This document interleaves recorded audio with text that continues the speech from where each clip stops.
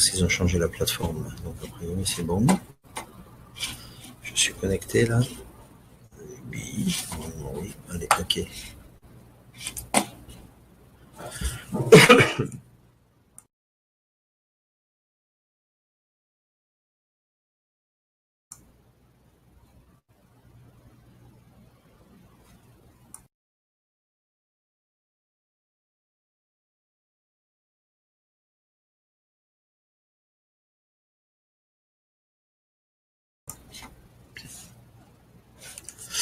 Bien, bonsoir à tous. Il est 19h26. Donc, il y avait bien longtemps que j'avais pas eu le plaisir de vous avoir en ligne pour organiser un webinaire. Donc, je vous demande juste, comme je le fais d'habitude, de me mettre un petit mot dans le chat pour m'indiquer que vous recevez bien le son. Et si c'est OK, eh bien, on démarrera dans 4 minutes maintenant. À tout de suite.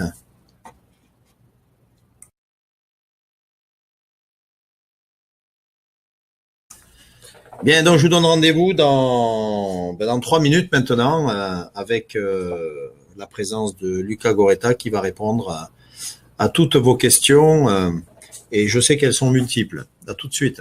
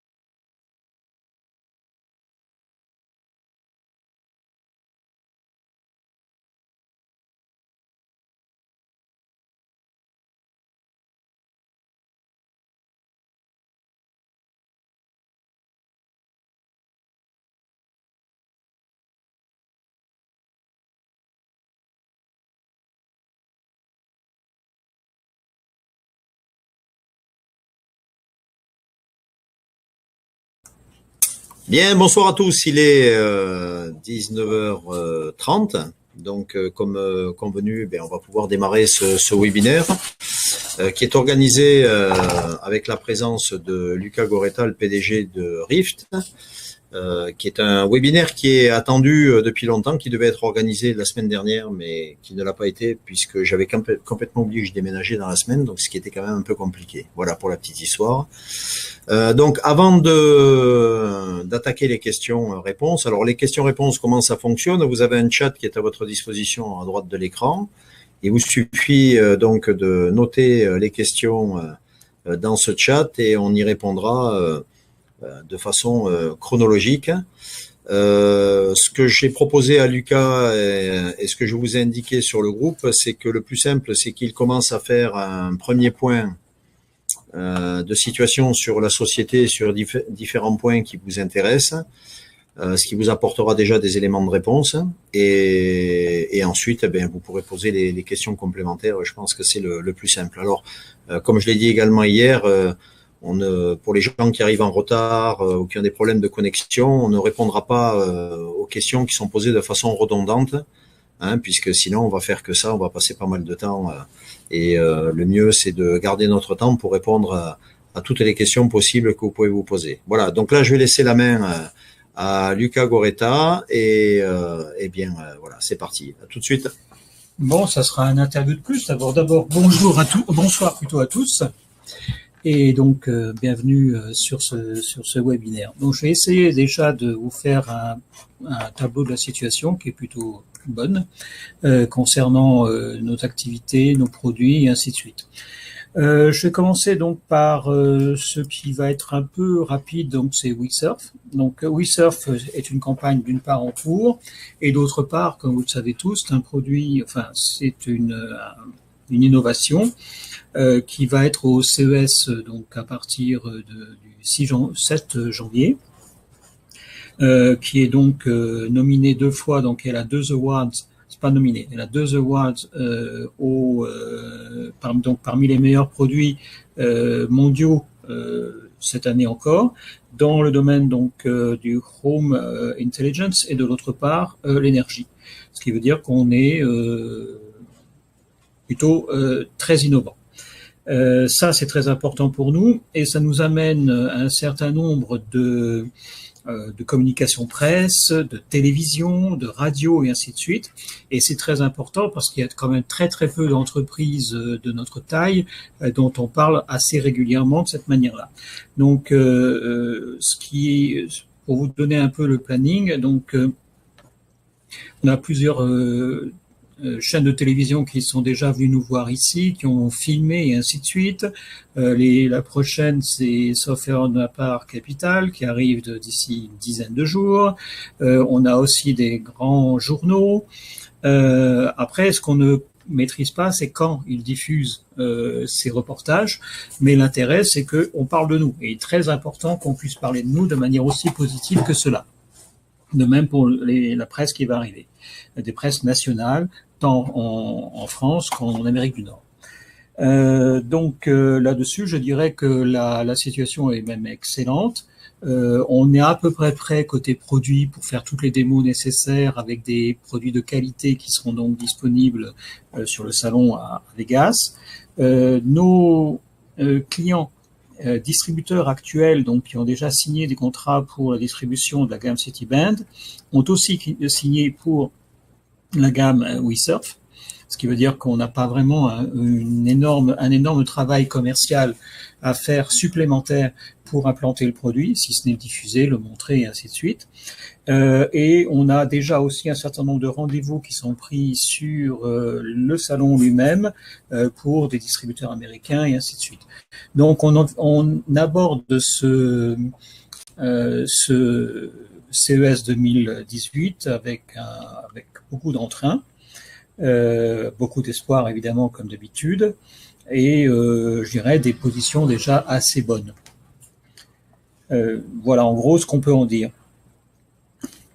Maintenant, il faut savoir que tout a un coût. Et aujourd'hui, par exemple, et ça c'est toujours important de donner quelques chiffres, l'organisation d'un CES comme celui-ci mobilise pas mal de monde. Les détails sont nombreux et énormes. Marc, qui était là depuis juste 2-3 jours, a pu remarquer l'effervescence que ça que c'est les dépenses qui arrivent tous les jours pour des imprimés, pour un proto, pour ceci, pour cela. Et aujourd'hui, par exemple, rien que pour un CES comme celui-ci, on est à peu près à 75 000 € de dépenses. Voilà. En ce qui concerne maintenant la gamme Citiband, donc il était important pour nous d'être le plus rapidement possible sur le marché d'une part, et d'autre part de se positionner à un certain niveau de prix. Donc on a travaillé depuis longtemps d'ailleurs sur des produits avec des fonctions plus limitées pour arriver donc à un produit qui serait très très bien ciblé en termes de prix. Aujourd'hui, ce que l'on peut dire, c'est que nos premiers retours clients sont très positifs. Le bilan est assez simple. Aujourd'hui, la structure se fait comme ça. On a des grossistes, des revendeurs, même des commerciaux, et enfin un grand public. En ce qui concerne les grossistes en France, et quand je dis France, ça c'est plus large que ça. C'est-à-dire que, on va dire, c'est une grande partie de l'Europe, parce que ces grossistes attaquent une grande partie de l'Europe. On a donc signé ce qu'on appelle des contrats cadres, c'est-à-dire que eux ont validé le produit et commencent à le diffuser auprès de leurs clients. Alors, pour vous donner un exemple bien précis, et je ne veux pas trop citer de noms parce que ça peut nous porter systématiquement préjudice des fois pour différentes raisons. Donc, je ne parlerai pas du grossiste lui-même, mais de ses clients. Donc, grossiste 1, ses clients s'appellent Fnac, Boulanger, Carrefour, Orange, etc., etc. Donc, qu'est-ce qu'ils font? Ils ont validé le produit, et ensuite, c'est leurs commerciaux qui vont voir ces clients-là pour implanter le produit. Ensuite, ça dépend évidemment de la disponibilité, du moment et ainsi de suite. Ce qui aujourd'hui nous amène une certaine lenteur due au fait qu'on est à Noël, que les différents décideurs ont souvent décidé depuis longtemps, que donc des choses, on a par exemple rencontré un certain nombre de ces clients en novembre, même fin octobre pour certains, et que ceux-ci prendront finalement le produit en distribution pour certains fin d'année, pour d'autres tout début d'année prochaine. Donc, on se bat pour que ça arrive le plus vite possible sur le marché, mais nous ne sommes pas toujours maîtres de la vitesse à laquelle ceux-ci se décident et avancent. Bon, ça c'est assez clair. Néanmoins, il ne faut pas oublier que chacun de ces contrats et chacune de ces opérations c'est du long terme, c'est-à-dire qu'on n'est pas en train de dire « Ah, si on n'a pas vendu aujourd'hui, c'est fini ». On est bien sur des ventes mensuelles, sur des durées de très long terme et sur des contrats de très long terme. Donc ça, c'est assez important à bien comprendre. La problématique du produit aussi, c'est que côté client, le produit plaît, mais il faut qu'il soit connu. C'est-à-dire que quand vous allez sur un site internet et que vous cherchez à comparer ou à acheter un smartphone, vous tapez smartphone et vous en avez 12 000. Mais tapez Citiband, Simplicity ou bracelet connecté, c'est autre chose. Donc il faut que le produit soit connu. Donc c'est pour ça qu'on œuvre beaucoup pour, d'une part, l'implanter en boutique et d'autre part, pour le faire connaître de toutes les manières possibles. L'exemple type, on a lancé par exemple la vente en réunion, ce qu'on appelle, c'est-à-dire qu'on a testé auprès d'un certain nombre de nos membres pour qu'ils le montrent simplement à d'autres. Et dernièrement, un de nos membres le portait sur lui et il était dans un au Rotary Club. Et 10 clients, enfin 10 de ses amis en ont acheté. Ça donne un peu une idée, si vous voulez, de la manière dont les choses se font. S'ils le voient, ils l'achètent. Ils l'achètent si évidemment ils ont besoin, si ça leur plaît, sur un tas de raisons. Mais le processus d'achat est très rapide et assez simple. Bon, le coût est pas rédhibitoire et ainsi de suite. Donc on est vraiment dans un focus extrêmement positif. Donc notre travail aujourd'hui, c'est de le faire connaître, c'est de la pub et ainsi de suite. Donc en termes de publicité aujourd'hui, on le met en place au fur et à mesure. Donc la première, c'est qu'on vient de lancer une pub Facebook qui cible les 20-55 ans. Et donc il va apparaître à partir, déjà qui est apparu à partir d'aujourd'hui, je crois, sur un certain nombre de cibles Facebook. Demain, non pas demain dans un an, mais demain, logiquement, nous lançons une autre campagne, ce qu'on appelle Outbrain, qui elle concerne ce qu'on appelle les encarts publicitaires qui apparaissent dans d'autres donc dans toutes les pages web de grands sites, pour donner un exemple, Figaro ou des choses comme celle-là, où il y a des encarts publicitaires qui apparaissent. Donc on va retrouver le produit qui apparaît ici et là. Troisième type d'attaque, c'est ce qu'on appelle les influenceurs. C'est-à-dire que ce sont ça peut être des people, ça peut être des testeurs, ça peut être des blogueurs. Donc c'est logiquement courant de cette semaine ou fin de cette semaine que nous aurons un certain nombre donc de blogueurs, de people qui vont présenter le produit. Donc là aussi on communiquera sur qui, que, quoi, dont, où, tout au moins dans une certaine gamme. Voilà. Évidemment, on n'a pas encore les moyens de faire de la pub télé ou de la pub journaux ou de la pub dans les affichages. Ça dépendra effectivement de nos moyens en termes de volume de vente qui vont arriver et ainsi de suite. Aujourd'hui, en termes de volume de vente, on commence à avoir des chiffres assez sérieux. Néanmoins, on préfère être certain de ce qu'on va dire bientôt. Et tout dépend effectivement de nos chers distributeurs. On a certaines grosses décisions qu'on nous a annoncées comme bonnes sur des volumes importants.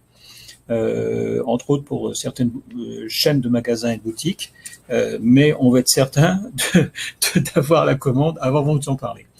Il est clair aussi que à partir du moment où le produit commence à être implanté par-ci par-là, en boutique et sur les sites, c'est quelque chose qui va devenir, nous l'espérons, viral et que d'autres boutiques voudront l'avoir et ainsi de suite.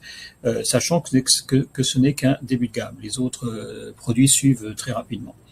Que vous dire de plus encore là-dessus? Ça n'a pas commencé qu'en France, donc on a aussi la même structure qui a démarré en Espagne pour des raisons quasiment opportunistes. C'est arrivé par des contacts, tout simplement, qui ont adoré le produit et qui aujourd'hui commencent sa distribution avec une distribution qui va se faire, qui commence, je ne sais pas qu'elle va se faire, elle a commencé, on a déjà des ventes, sur donc les horlogers bijoutiers. Et il y a environ, alors ça va pas se faire en un jour non plus, hein, mais on a environ 1200 points de vente qui seront progressivement implantés. On a aussi des contacts avec des chaînes de magasins du même type qu'en France, c'est-à-dire l'équivalent des Galeries Lafayette, tout ce genre de choses. Et les décisions vont arriver assez vite, nous l'espérons. Idem d'ailleurs sur d'autres pays comme la Belgique. Et aussi, de manière assez importante, donc on a des gros contacts sur la Russie. Et maintenant, je vais aussi parler des États-Unis.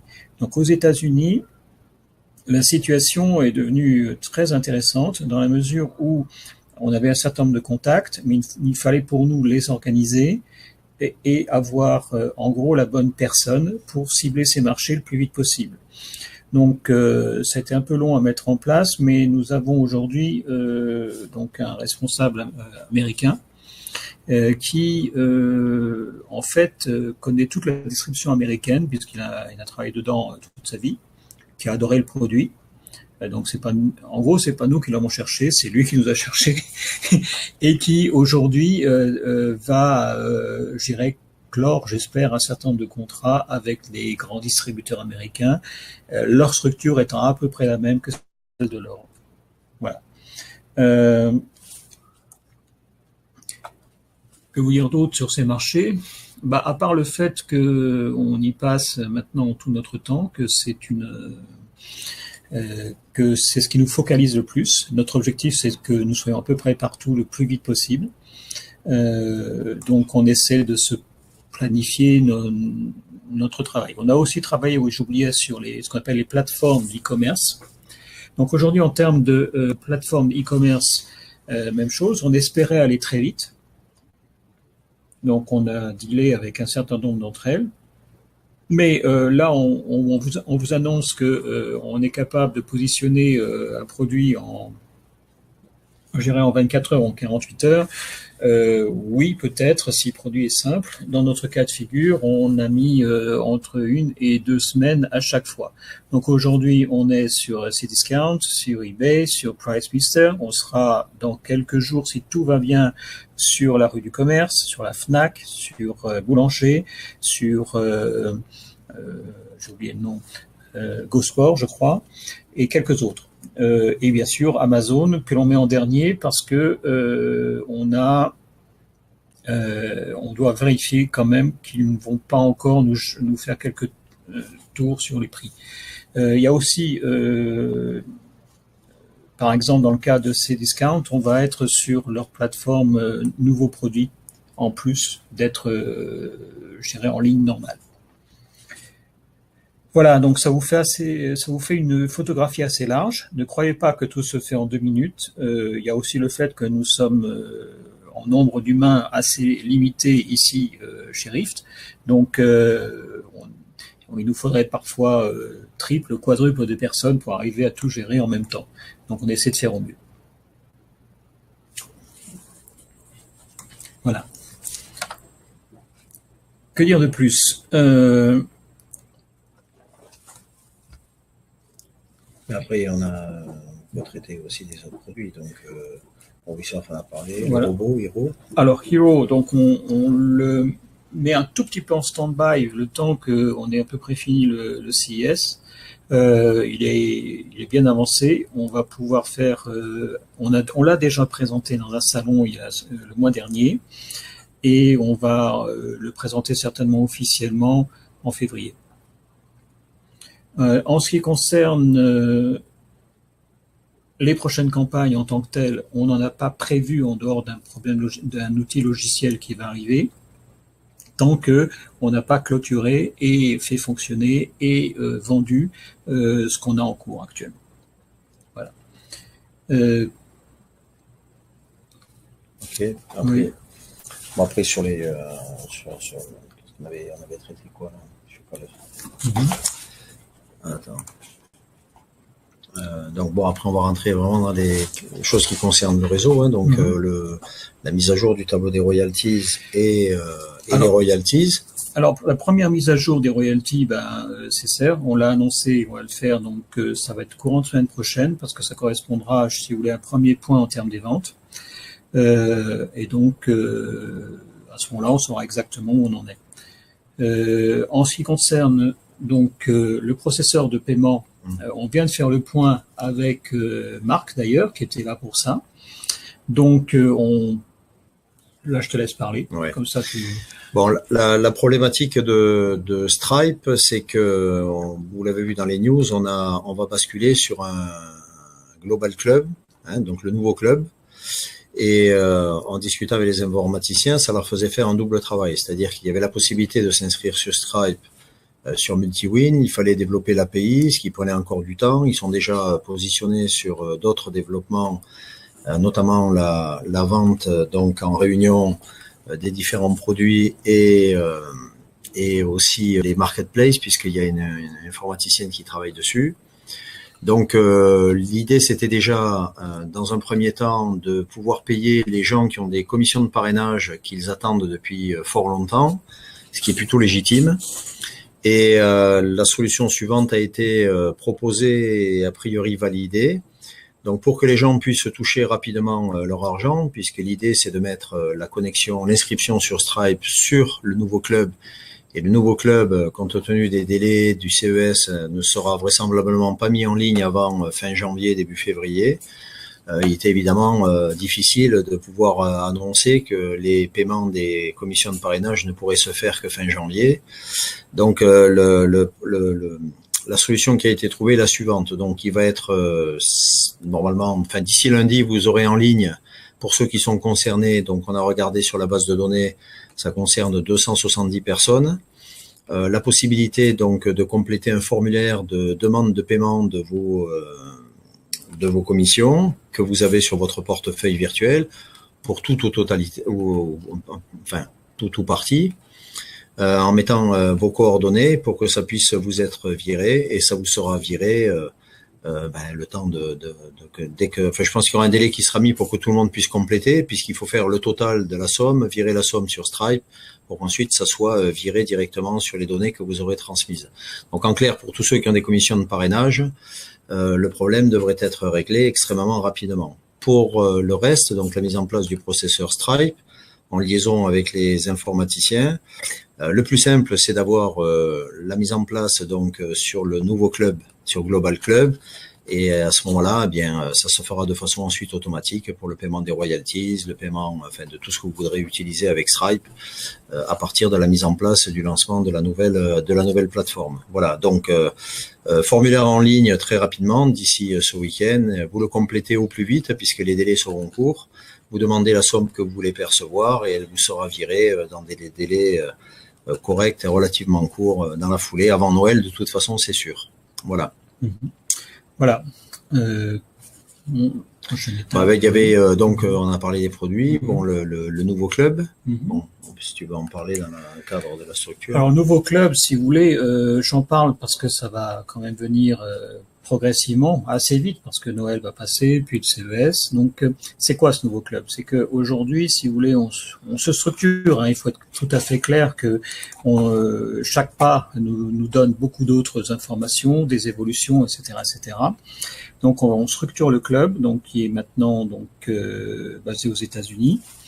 Il va permettre en fait de travailler soit en passif, soit en actif, puisqu'on a des gens qui nous demandent de vendre des produits, ce genre de choses. Ensuite, nous avons des nouveaux produits qui vont arriver, donc certaines gammes qui n'ont rien à voir avec en tant que tel avec du crowdfunding, donc des produits qui existent, ce genre de choses. On a aussi des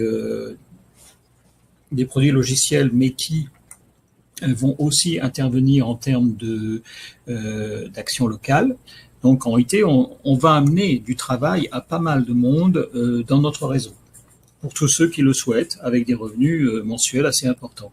Donc on travaille dessus, c'est pas simple, on doit tenir compte aussi, si vous voulez, des contraintes légales par pays. Donc, entre autres, par exemple, si vous faites certains types de calculs ou certaines structures en France, il faut qu'elles soient vérifiables, donc et conformes à la loi. Donc, ça peut être différent aux États-Unis qu'en France et ainsi de suite. Donc, c'est devenu un peu compliqué, mais on a à peu près aujourd'hui tout réglé et c'est en train d'être transféré en termes de logiciel. Donc, ça permettra de gérer à la fois quelqu'un qui est membre du club peut choisir ses activités, peut avoir des activités simples, donc crowdfunder, ou d'un autre côté, il peut décider d'avoir une activité rémunératrice sous diverses formes. Et tout ça étant concentré dans le même outil. Et bien sûr, derrière cet outil, il faut les outils de paiement, il faut les outils de gestion, et ainsi de suite, d'où les Stripe, etc. Okay. Bien, donc là, on a fait à peu près le tour des nouvelles sur la société. Donc, ce qu'on va faire, écoutez, on va répondre à vos questions, hein, ou essayer tout du moins d'y répondre. Donc, je reprends un petit peu ce qui a été déjà écrit. Donc, il y en a quand même pas mal. Voilà, donc... première question, à ce jour, combien de bracelets Citiband de vendus? Aujourd'hui, je dirais que on va atteindre à peu près les 1000 ventes. Enfin, je vous dirai les chiffres exacts la semaine prochaine. Et en potentiel, on est beaucoup plus élevé. Donc c'est là qu'on attend effectivement je dirais les retours de nos distributeurs, de nos grossistes. Ok. Voilà. 4 millions d'euros de collectés pour organiser des CES et proposer des prototypes, ce n'est pas un peu cher? Vous savez, le lancement d'un produit coûte extrêmement cher. Les budgets sont assez colossaux. Si vous prenez n'importe quel produit technologique aujourd'hui développé, ça se compte en millions et parfois des dizaines de millions. Et là, c'est pas sur un produit, mais on est sur 3 produits différents. D'accord. Si vous prenez rien qu'un budget de lancement, marketing et publicité, on est souvent au-delà du million d'euros. C'est un bon exemple. Et en ne ciblant qu'un seul pays, comme la France, un grand pays, je veux dire. Donc il faut bien comprendre que les fonds collectés sont, je dirais, à notre échelle, ça paraît important. À l'échelle du lancement d'un produit sur un marché global, c'est pas grand-chose. C'est aussi à comparer, si vous voulez, au nombre de start-up qui survivent. C'est-à-dire qu'en fait, on croit toujours qu'il suffit de 100 000, 200 000 ou 300 000 euros pour arriver à quelque chose. Hors de question, en fait. Et on s'aperçoit que beaucoup d'entreprises meurent très rapidement parce qu'il leur manque des fonds, parce qu'ils ont oublié telle ou telle chose, parce que la R&D n'a pas donné les résultats escomptés, qu'il a fallu changer plusieurs fois. Il n'y a pas que nous. Prenez par exemple Samsung avec ses batteries. Ils ont fait tous les tests et ils ont perdu des batteries. L'impact, c'est 1 milliard peut-être de dollars. Donc, il faut bien comprendre que dans une société, le lancement et la création d'un produit est extrêmement consommatrice en fonds. Et c'est pas juste des fonds, si vous voulez, en disant qu'est-ce qu'on va faire. On a des ingénieurs, on a des sous-traitants, on a des engagements. C'est-à-dire qu'en fait, si vous fabriquez un moule ou que vous lanciez une production à tel ou tel endroit, ne croyez pas que vous allez demander à un fabricant 100 pièces. Il va vous rire au nez. Il faut passer sur 5 000, sur 10 000, sur ce genre de choses. Dès qu'on rentre dans ce genre de négociation, c'est extrêmement lourd. Par contre, les résultats, évidemment, en face, peuvent être très importants. Peut-être, quand je t'ai posé la question cet après-midi, tu peux donner globalement les volumes qui ont été affectés à chaque campagne, enfin chaque produit, qui est comme ça va replacer un petit peu les 4 millions d'euros dans le contexte. Voilà. Ouais. Alors, le plus gros, alors il y a aussi, bien sûr, une évolution dans l'apprentissage, et je dirais qu'il y aura aujourd'hui un peu plus d'1,5 million qui est passé sur Cityband, et toute la gamme qui arrive. Il y a à peu près 600 à 700 000 euros qui sont passés sur WeSurf. À peu près autant, un peu moins encore aujourd'hui sur Hero. Le reste, c'est de l'administratif, c'est de l'organisation, ce genre de choses. D'autres charges salariales, externes, des recherches, etc. Et il est aussi vrai que il y a aussi une courbe d'apprentissage. C'est-à-dire qu'effectivement, au départ, vous cherchez tel ou tel sous-traitant, vous allez faire tel et tel autre test, et ainsi de suite. Vous allez souvent dépenser beaucoup plus que vous ne le faites après 2 ou 3 nouveaux projets que vous avez dans le même domaine. Parce que vous vous orientez automatiquement et très rapidement vers ceux qui vous ont rendu le meilleur service. Donc aujourd'hui, par exemple, on a et c'est une courbe très rapide et très croissante. Au lieu de chercher pendant 3 semaines qui on va utiliser pour telle chose, en gros, ça nous prend 2 heures. Ça change tout. Oui, parce que le réseau est en place. Parce que tout est en place. Et voilà. Ok, tiens, une question intéressante. Pensez-vous qu'il est opportun, qu'il soit opportun de vouloir courir en parallèle sur 3 fronts? Donc, on parle Citywatch, Cityband, WeSurf et Hero. Et après, à cause de cela, on aurait raté la période de fin d'année. Ce n'est pas quelques sites en ligne qui m'ont rapporté de l'argent avec un produit basique. Ça, c'est clair. Voilà. Une société ne peut pas rester les 2 pieds dans le même sabot d'abord. Donc, parier sur un seul produit et parier sur une seule sortie est assez risqué. Ensuite, il y a la course du marché, c'est-à-dire que quand vous pensez à un produit, quel qu'il soit, vous avez une fenêtre de tir. Si vous ratez la fenêtre de tir, vous pouvez avoir différents types de concurrents qui peuvent arriver sur le marché ou rater le marché. Si je prends l'exemple de WeSurf, la fenêtre de tir est excellente. Si je prends Cityband, la fenêtre de tir est excellente. Ce n'est pas quelques produits sur un site de vente internet, on est dans un cadre où on négocie des contrats qui font que le produit va être visible dans des centaines et des centaines de boutiques, ce qui n'a rien à voir avec un produit, je dirais, confidentiel, comme on dit. Sachant qu'en plus qu'on n'est pas, et ça il faut bien le comprendre, sur un produit monolithique, c'est-à-dire qu'en fait, quand on fabrique un produit une idée de ce style-là in-gamme, c'est la même chose que si vous lanciez une nouvelle marque de montre. La marque en question va vous sortir 50 modèles différents. Et elle va perdurer dans le temps si tout va bien. Donc elle va être de plus en plus distribuée, diffusée, avec des couleurs, des gammes, des tailles, des ciblages, des fonctionnalités qui vont évoluer très différentes entre elles. Et bien sûr, on aura de la concurrence et ainsi de suite, mais grosso modo, le premier sur le marché est celui qui prend une partie du marché. Après, c'est une question de puissance de feu. La même chose de WeSurf. Aujourd'hui, on est les seuls à proposer ce que nous proposons, même s'il y a du monde autour. Mais aujourd'hui, le ciblage marché de ce qu'on appelle l'alimentation sans fil est en train de devenir très importante par les choix technologiques qu'ont fait par exemple Apple, par des guerres sur les puissances et autres. Et nous, on se positionne d'un seul coup là-dedans. Et c'est pas pour rien, par exemple, que le CES nous a donné 2 awards. C'est qu'on est vraiment dedans. Donc il ne faut pas, quelque part dire on se disperse ou autre. On essaie de pas trop se disperser. On essaie de maîtriser certaines technologies qui sont aussi convergentes dans le futur. Et on va pas aller trop loin non plus. C'est-à-dire que quand on aura maîtrisé 2, 3 ou 4 technologies, on est à 2,5, bientôt 3, on n'ira pas plus loin non plus. C'est-à-dire qu'en fait, pour donner un exemple, si on développe un outil d'intelligence artificielle, cet outil d'intelligence artificielle, il est aussi valable pour Cityband parce qu'il va pouvoir intégrer un certain nombre d'échanges que pour WeSurf, que pour Hero et bien d'autres choses plus tard. Donc en fait, ce sont des bases que l'on construit. Ok. Est-ce que nous allons voir une nouvelle vidéo de présentation à jour? Alors ça, c'est une bonne question. Alors effectivement, j'ai encore travaillé cet après-midi. La vidéo de présentation à jour, j'attends tout simplement que le nouveau club soit en place, puisque les logos changent, les noms changent, certaines fonctionnalités changent. Donc plutôt que de faire une présentation aujourd'hui et de la refaire dans quelques mois, je préfère travailler sur une vidéo de présentation à jour avec le nouveau club.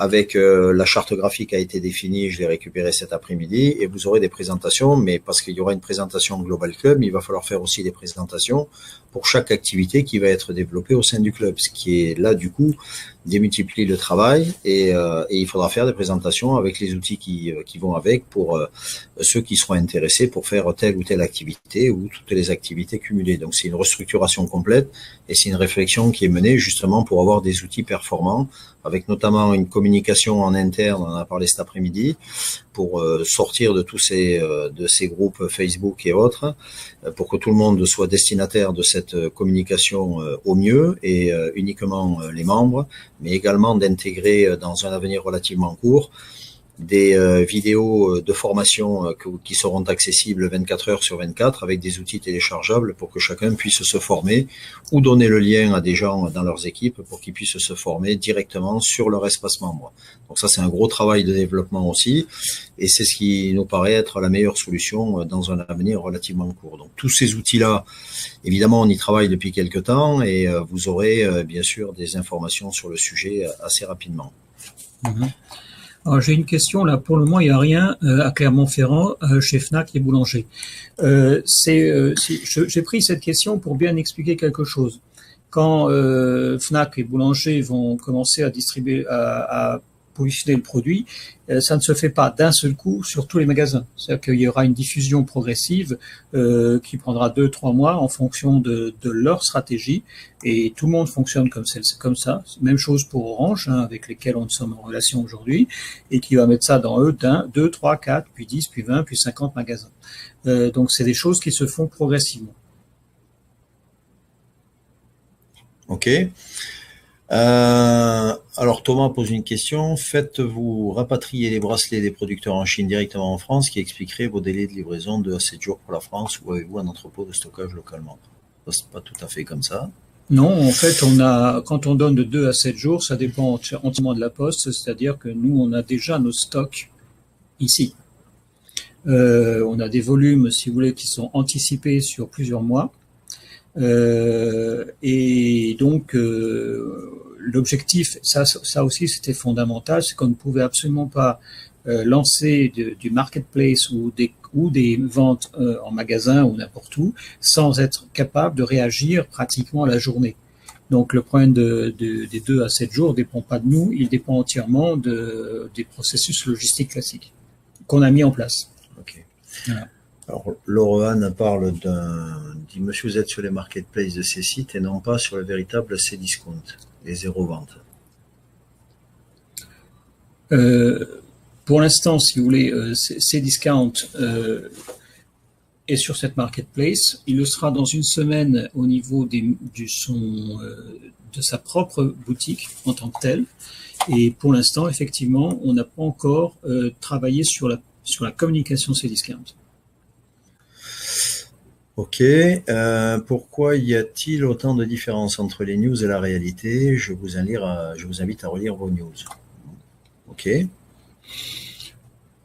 Nous essayons de donner des news en fonction des informations que nous recevons, que ce soit des distributeurs ou autres. Si aujourd'hui, par exemple, je donne un exemple.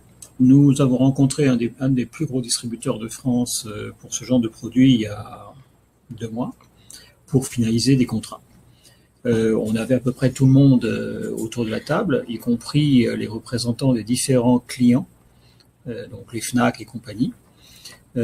Simplement, on se retrouve devant des situations de surbooking, de rendez-vous, de fin d'année, d'un tas de choses comme celle-là.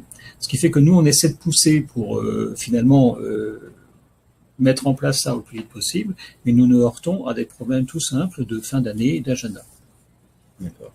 Donc, mais encore une fois, il faut aussi voir une chose fondamentale, c'est que on aimerait bien tous aujourd'hui avoir des dizaines de milliers de ventes, sauf qu'elles vont arriver et qu'on n'est pas là pour faire un coup d'une journée ou d'une semaine. Voilà. Ok. Là, je sais pas parce que moi, j'ai pas eu le visuel là-dessus, mais pourquoi avoir posté le tableau des royalties de l'année passée en sachant que le tableau des royalties actualisé n'existait pas? Là, je comprends pas bien la question, mais bon. Voilà. Donc, ouais. je sais pas ce qui a été publié parce que moi, je l'ai pas sur mon espace. Bon, ok, là, on n'a pas la réponse. Là, je vois pas trop bien le. Ok. En ce qui concerne la certification qu'on devait avoir et que vous aviez envoyée depuis le premier trimestre 2017 auprès de la SEC, pourquoi aucune réponse? Ça, c'est l'immatriculation auprès de Equity aux États-Unis. Ouais. Tout simplement parce que on l'a toujours pas. C'est qu'on n'a pas trop poussé non plus pour.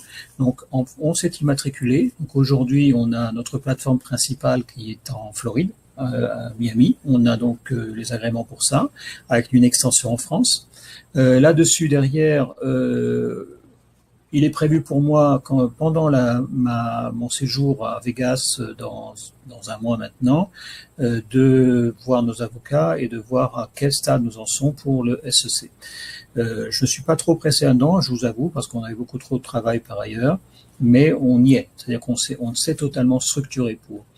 L'un des objectifs effectivement d'être sur la SEC, c'est pas tellement au niveau du crowdfunding en tant que tel, mais du crowdfunding en equity. Donc on n'était pas encore prêt de toute façon pour faire du crowdfunding en equity. On va certainement l'être en début 2018. Peut-être expliquer ce que c'est equity parce oui, qu'il y a beaucoup de gens qui savent pas ce que c'est. En fait, si vous voulez, vous avez X manières de fonctionner en crowdfunding. L'une d'entre elles, c'est de proposer des actions de la société. Celle-ci n'est possible que grâce à un agrément de la SEC aux États-Unis. Donc c'est un peu comme une bourse. Donc vous achetez les actions de la société X ou Y. Simplement, on n'est pas trop pressé pour le faire parce qu'on n'est pas encore prêt dessus. J'espère qu'on va finaliser notre agrément SEC, parce que c'est juste, il n'y a aucun obstacle particulier, il faut juste le faire. Ça prend 6 mois à peu près. Et on a été matriculé, je crois, au mois de juillet aux États-Unis, donc je crois qu'on est un tout petit peu en décalage de délai. Donc on va certainement l'être au premier trimestre. Ok. Pourquoi avez-vous réouvert la campagne CityWatch Europe du Sud? Tout simplement parce que on avait un certain nombre de souscripteurs qui étaient. En fait, on a réouvert pas que CityWatch, mais aussi Citibank Europe du Nord, parce qu'on a un certain nombre de souscripteurs qui ont souhaité partir. Et donc, en réalité, il nous restait un certain nombre de places vides. Donc, on a décidé que, en plus, on a eu des gens qui sont arrivés plus tard sur des nouvelles campagnes comme Hero ou comme WeSurf et qui auraient bien voulu être sur CityWatch ou sur Citibank, puisque finalement, on rentre dans la période de démarrage des ventes. Donc, on s'est dit, effectivement, on a un certain nombre de places disponibles. On n'a pas rajouté, si vous voulez, de places. On est resté exactement au même nombre de places, mais il restait ça comme place. Donc on s'est dit oui, pourquoi pas les proposer à des nouveaux entrants, sachant que certains sont partis. Ok, quel est le site qui collecte vraiment notre argent? C'est Crowdfunding Global. Voilà, donc là je pense qu'ensuite la question c'est une boîte aux lettres. Où sont les mentions légales? Pourquoi n'y a-t-il pas de certification réglementaire? Mon Dieu. D'abord, on a une certification globale aux États-Unis. Pour la France, donc, on est effectivement ce qu'on appelle du crowdfunding en dons et en comment on appelle ça, en royalty, et qu'il n'y a pas aujourd'hui, il n'y a pas de c'est un vide réglementaire. C'est-à-dire effectivement, on n'est pas tout seul. Il faut être clair qu'on peut vous donner une trentaine de sites aujourd'hui qui travaillent en royalty sur exactement les mêmes contraintes que nous. Ok. En France, en plus. De toute façon, il n'y a pas d'obligation d'inscription. Non, justement, non. Si pour être sur l'ORIAS, c'est que si on faisait du prêt, de l'equity, et je ne sais plus quoi encore, mais autrement, non. Et pas non plus d'enregistrement auprès de l'AMF, puisque c'est pas des instruments financiers. Ok, donc qu'est-ce qu'on a après? Je n'ai rien compris. Je sais pas. Il faut réécouter alors. Citibank vendu. Les royalties concernant Citibank toute zone seront-elles payées ce mois? Non. Peut-être. Non, pas toute zone. USA, Russie, Europe, la première, ça sera Europe du Sud. La seconde, ça sera soit Europe du Nord, soit Amérique du Nord.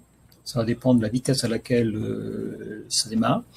La troisième sera la Russie. Donc voilà, en gros, et ça correspond à peu près à toutes les zones. Ouais. Sachant que pour vous donner un exemple, la Russie, donc on a le distributeur qui va bien là-bas. Simplement, il faut aussi le temps d'y aller, de se mettre en place, etc., etc. Voilà. Ok, donc c'était une question intéressante. Pourquoi faire appel à des membres du réseau afin de faire la promotion du produit si le Citibank a véritablement un succès rencontré? Ça va à l'encontre d'une stratégie de marque. Aujourd'hui, si vous voulez, ce qu'on veut absolument, c'est que le produit soit vu par tout le monde. En plus, on a juste proposé de voir si effectivement on avait du succès en présentant le produit. Il faut aussi être clair, il faut tester les marchés. Un exemple type, on a aussi testé... Alors, c'est vrai qu'on pourrait en parler des heures, si vous voulez. Il y a ce que vous voyez de l'extérieur et ce que l'on fait à l'intérieur. À l'intérieur, on joue pas. On essaie d'aller le plus vite possible sur tous les marchés. Donc ça prend du temps, on fait des essais et ainsi de suite. Exemple, on a aussi été contacté par des sociétés de téléachat. Bon. Va-t-on le faire, pas le faire? On les a rencontrés, on discute, on va voir. Est-ce que ça vaut le coup? Peut-être. Pourquoi? Parce que ça donnerait une très grande visibilité au produit. Ça vaut peut-être pas le coup parce que ça peut être mal perçu. Donc nous essayons en fait toute forme de stratégie pour pénétrer le marché. Parce qu'on s'appelle ni Samsung, ni Apple, ni beaucoup d'autres. Donc il faut qu'on se fasse connaître. Nous ne sommes pas encore une méga entreprise. Nous le serons, j'espère, grâce à vous et grâce à nous, mais aujourd'hui, on n'en est pas une. Donc forcément, même si on passe à la télé, ce qui est quand même rare par rapport à d'autres, on n'est pas encore les gens ne se précipitent pas comme ça en disant « Ah putain, Rift, je connais, génial, etc. » Donc il faut qu'on rentre sur tous les marchés. Donc, plus on a de vecteurs qui nous permettent de rentrer sur ce marché, plus on est content, et vous aussi. Il y a un autre aspect aussi, c'est que ce sont des membres qui ont des shops en ligne, des magasins qui ont demandé à vendre les produits. Oui, et puis on a aussi eu, prenez des exemples assez intéressants, c'est qu'on a eu des demandes, alors maintenant est-ce qu'elles vont être traitées ou pas, mais je vous donne quelques exemples. On a eu des gens qui nous ont contactés de Grèce, pour vendre sur la Grèce, la Turquie, la Bulgarie, je ne sais plus encore quel pays. On a eu des gens qui nous ont contactés d'Afrique de l'Ouest pour vendre sur toute l'Afrique de l'Ouest. On a eu plusieurs membres donc effectivement qu'ils ont contactés pour cela. Donc en fait, ça nous permet de faire des sondages très intéressants. On a eu des retours assez excellents, ce qu'on appelle du dropshipping aussi, et bien sûr tous les gens qui souhaitent juste le montrer et donc générer quelques profits supplémentaires. Sachant qu'attention, quand on parle de vente en réunion, on a mis en place un outil extrêmement simple, c'est-à-dire que rien n'est vendu. Simplement, vous montrez le produit, et si le produit plaît à quelqu'un, vous allez toucher effectivement une commission dessus, mais vous ne l'avez pas vendu, vous. Ok. À quand une assemblée générale? Dès que possible, dès qu'on a 5 minutes. De toute façon, je pense que ça ne pourra pas être fait avant. Non, pas avant, dirais-je, mi-2018. On n'a que 24 heures par jour et honnêtement, aujourd'hui, notre principal objectif, c'est que tous les produits arrivent sur le marché. Et je pense que si on fait une assemblée générale, ce sera pour donner des chiffres et surtout fêter notre succès. Oui, alors là, on rentre dans des questions qui touchent à l'organisation interne de l'espace membre pour les gens qui développent. Pourra-t-on voir sur notre lignée qui a acheté son pack? Alors bon, il n'y a pas que ça, il y a tout un tas de choses qui ont été demandées et qui seront à voir avec les informaticiens pour la gestion des réseaux pour ceux qui développent, parce que ça ne s'arrête pas qu'à ça. Et quand on y réfléchit, il y a beaucoup d'options et beaucoup d'outils qui pourraient être mis en place pour nous faciliter aussi le suivi et la gestion de nos équipes. Donc oui, évidemment, c'est important, mais je pense à mon sens que la première chose déjà, c'est de maîtriser la communication en interne. Ça, c'est le premier outil qui devrait être mis en place.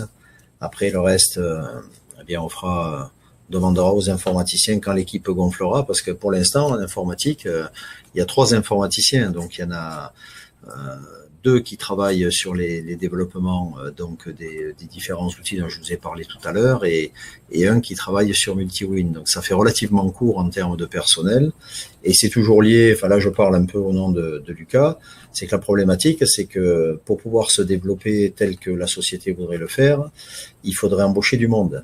Mais la problématique aussi, c'est que pour embaucher du monde, il faut de l'argent et nous essayons de gérer au mieux, voilà, pour sortir les produits d'abord. Donc dès que les ventes rentrent et que le chiffre d'affaires augmente et qu'il rentre du cash flow, effectivement les équipes vont être gonflées et là tout va s'accélérer très vite. Mais enfin bon, il y a déjà beaucoup de choses qui sont en place, on est tous pressés. Moi le premier, je demande tout un tas de choses, mais force est de constater que ben voilà, on peut pas tout faire tout en même temps et que ça prend du temps. Bon, c'est comme ça. Hein. On peut pas, c'est difficile de faire mieux. Hein. Voilà. Qu'est-ce que j'ai vu là? Oui, comment se fait que je n'ai pas toutes mes campagnes sur mon BO crowdfunding global?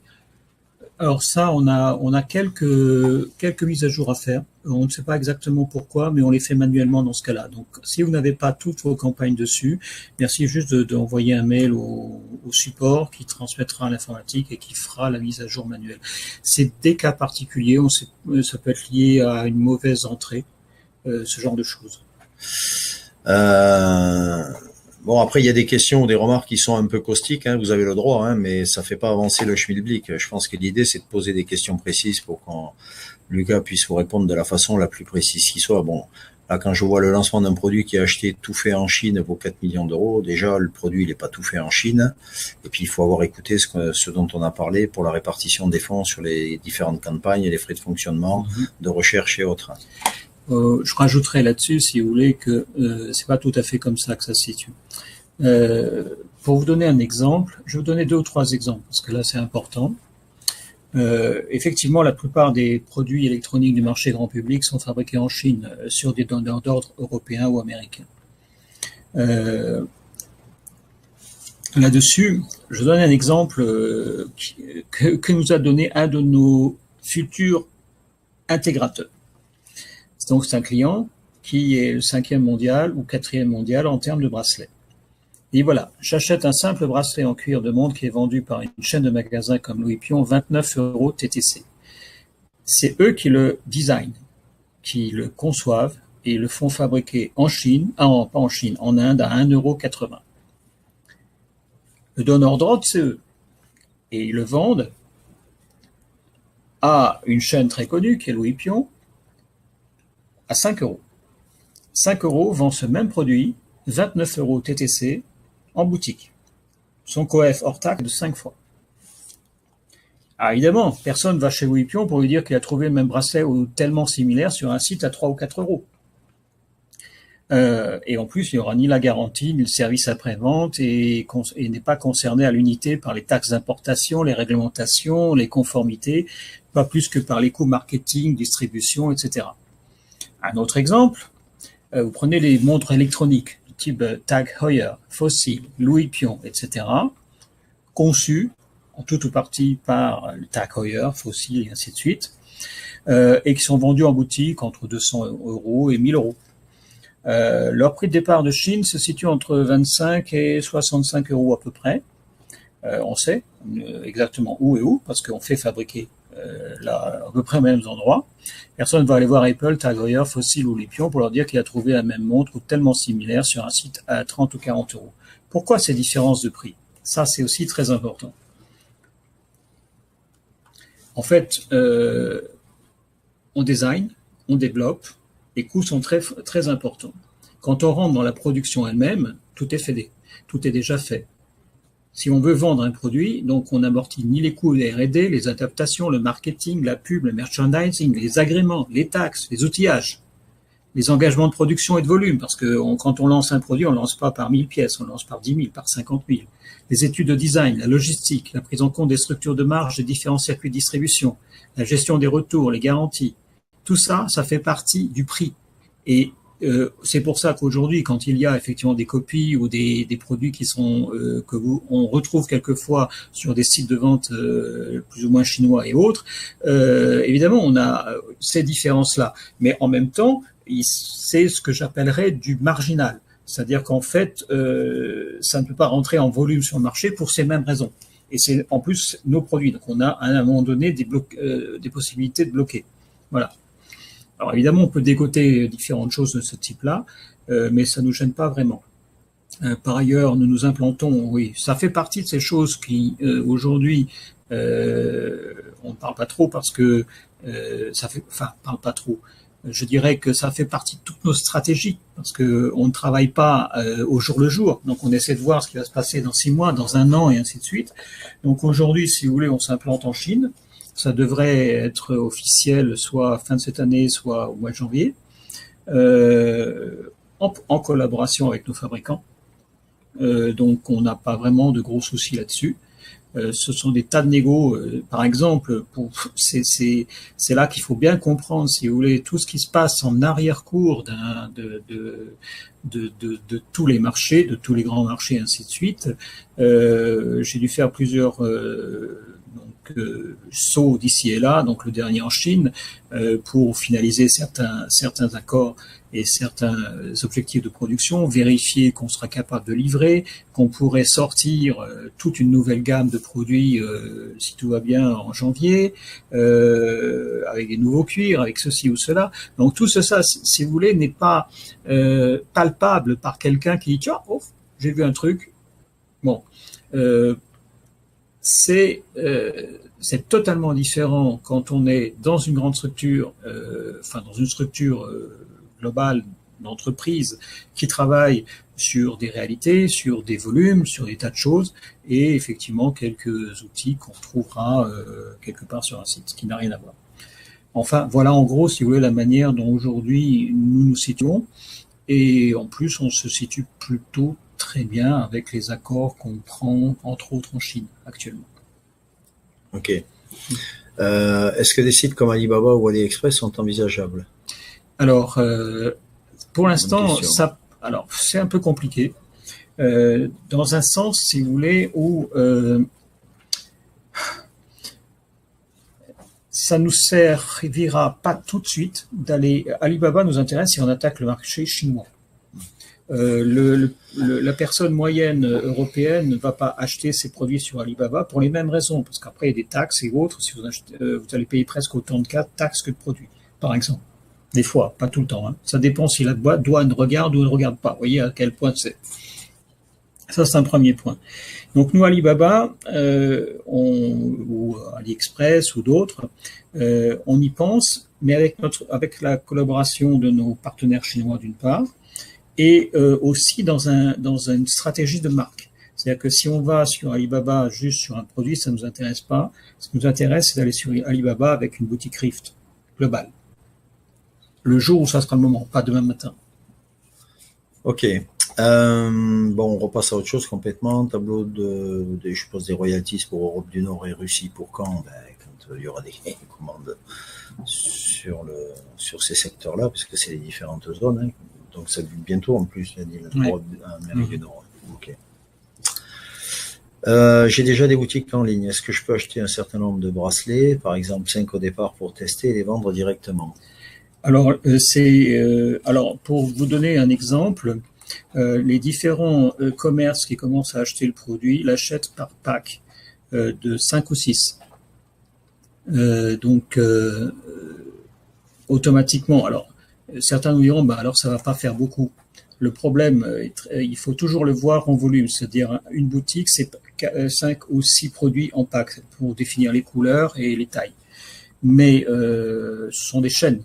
Donc forcément, on se retrouve avec 100 boutiques qui vont acheter chacun un pack de 6, etc., etc. Donc ça va assez vite. Donc, mais si vous voulez vendre un produit cela, vous pouvez acheter des packs à un prix relativement concurrentiel par pack de 6, ce qui vous donne en gros un petit stock. Ce que l'on propose aussi effectivement à tous, c'est que il y a un choix de couleurs et de taille au départ. Mais ensuite, vous pouvez très bien avoir ce qu'on appelle une distorsion entre ce qu'on vous offre et ce que vous vendez. Donc, par exemple, si vous vendez plus de 22 mm noirs que de 20 mm bleus, par exemple, on va reprendre les bleus et vous donner des noirs. Ok. On revient sur la production. On voit décidément pas mal de questions sur la prod. La production des bracelets, étant donné que le premier trimestre de 2018, vous nous annonciez la production de 3000 bracelets et une cadence moyenne de 15 000 produits par mois. Comment se fait-il qu'on en ait vendu que 1000 alors que les 3000 commandés provenaient de commandes? Parce que tout simplement, on a des attentes. On pensait effectivement qu'on aurait les feux verts pour livrer 3000 pièces. Pour l'instant, on n'a pas ce feu vert. Ça va venir, soyons clairs. Je veux dire, on est dans le commerce, donc il faut avancer en fonction de nos propres commandes. Par contre, nous, on a aujourd'hui plus de 20 000 pièces en lancement de production. Peut-être parler de la différence entre les contrats signés et les commandes en gros. Oui, ce sont ce qu'on appelle des contrats cadres qui définissent les relations, les tarifs, les objectifs de volume et ainsi de suite.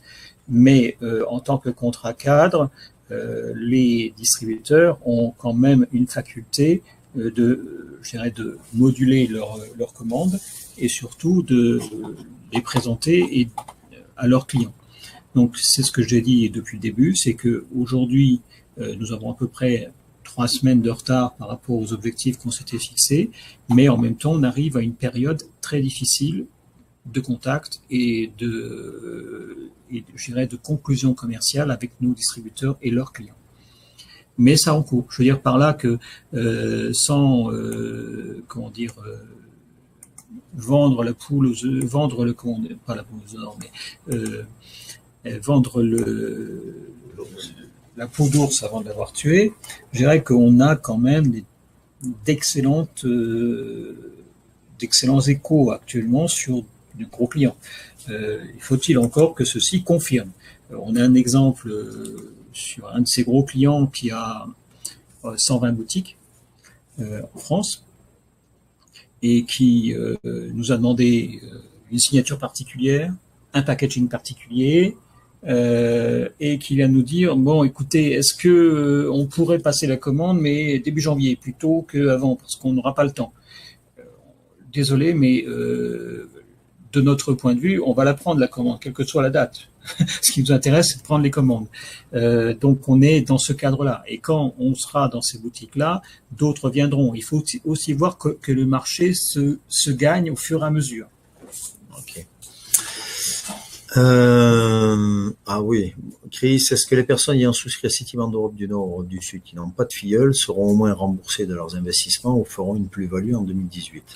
Nous l'espérons tous. Hein. C'est à souhaiter. C'est à souhaiter. Hein. Je dirais que là-dessus, c'est bien sûr l'objectif. Oui. Pourquoi jusqu'à présent, dans chaque newsletter, les délais n'ont jamais été respectés? Nous pouvons comprendre que c'est une start-up, mais la communication doit être améliorée.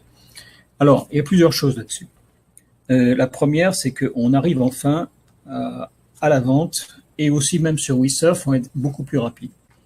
La seconde chose, c'est que dans une société normale, je dirais normale, c'est-à-dire qui n'a pas de réseau comme on a nous, on ne parle pas du tout ni des produits, ni de la date de sortie, tant qu'on l'a pas fait, tant qu'on n'est pas prêt.